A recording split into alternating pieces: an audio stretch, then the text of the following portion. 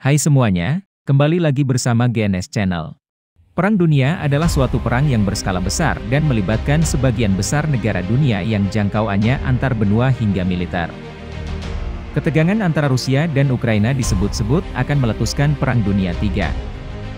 Apabila ketegangan ini terus berlanjut, maka pintu menuju Perang Dunia Ketiga akan sangat terbuka lebar dengan dampak yang tentu mengerikan.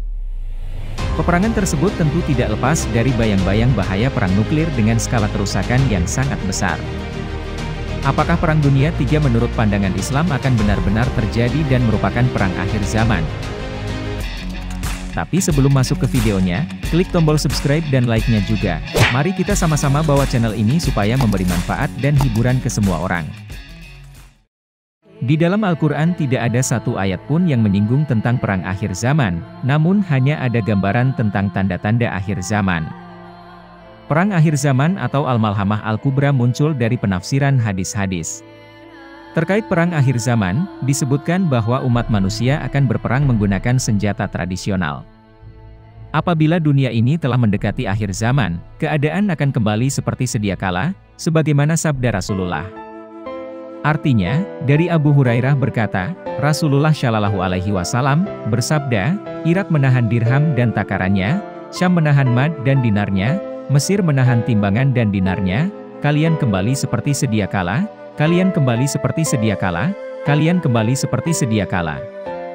Hadis riwayat Muslim. Dengan demikian Perang Dunia III yang melibatkan senjata modern, bukanlah perang akhir zaman sebagaimana digambarkan dalam Islam. Perang akhir zaman adalah perang ideologi, perang melawan Dajjal dan sistem yang telah dibangunnya dalam berbagai aspek, terutama politik dan budaya. Peperangan akhir tersebut akan ditutup dengan pertempuran maha dahsyat yang ditandai dengan terpilihnya seorang laki-laki dari keturunan Rasulullah, yakni Al-Mahdi. Kemudian Al-Mahdi dan Nabi Isa akan memimpin umat Islam untuk memerangi Dajjal yang dipandu pengikutnya dari kaum Yahudi. Dalam Al-Quran Surat At-Tin ayat 1-3 berbunyi, Demi Tin dan Zaitun, dan Gunung Sinai, dan negeri ini yang aman. Tin adalah buah yang dikenal dari Damaskus atau Suriah. Zaitun adalah buah yang dikenal dari Palestina Israel. Bukit atau Gunung Sinai berada di negara Mesir. Negeri yang aman ditafsirkan adalah Mekah, karena ayat itu diturunkan di Mekah.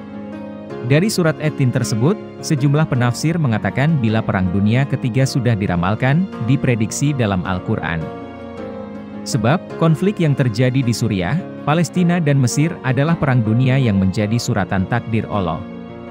Perang global itu disebut-sebut melibatkan negara-negara di dunia. Dalam Al-Quran Surat Al-Kasyash ayat 5 juga disebutkan, orang-orang yang tertindas akan diberikan karunia oleh Allah. Mereka akan dijadikan sebagai pemimpin, mereka yang mewarisi bumi. Maka, surat ini hendak menjawab pertanyaan, siapa yang menang dalam Perang Dunia Ketiga nanti? Adalah orang-orang yang berperang di jalan kebenaran. Dalam hadis riwayat At-Tabrani dan Al-Hakim dijelaskan, sesungguhnya benteng kaum muslimin di hari Malhamah Al-Kubra, yakni di Gutoh, dekat Damaskus, di antara kota-kota terbaik di Syam. Syam adalah nama lama dari negara Suriah yang sekarang disebut juga negeri Syria. Sekitar Syam ada Palestina, Yordania, Libanon, Israel. Arti Malhamah Al-Kubra adalah perang besar, mungkin bisa ditafsirkan perang global untuk saat ini. Suriah atau Syam adalah negeri suci bagi umat Muslim, begitu juga bagi umat Kristen, Nasrani, maupun Yahudi. Jika negeri suci itu berkonflik, bergejolak, maka besar kemungkinan bahwa ramalan dan prediksi Perang Dunia Ketiga akan semakin dekat. Bisa jadi, karena tertuang dalam Al-Quran maupun hadis, konflik itu bisa menjadi penanda perang akhir zaman dengan munculnya sosok Dajjal dan Nabi Isa alaihi salam turun ke bumi. Semoga kita semua dilindungi Allah. Oke guys, sekian dulu video kali ini, sampai ketemu video selanjutnya. Sampai jumpa.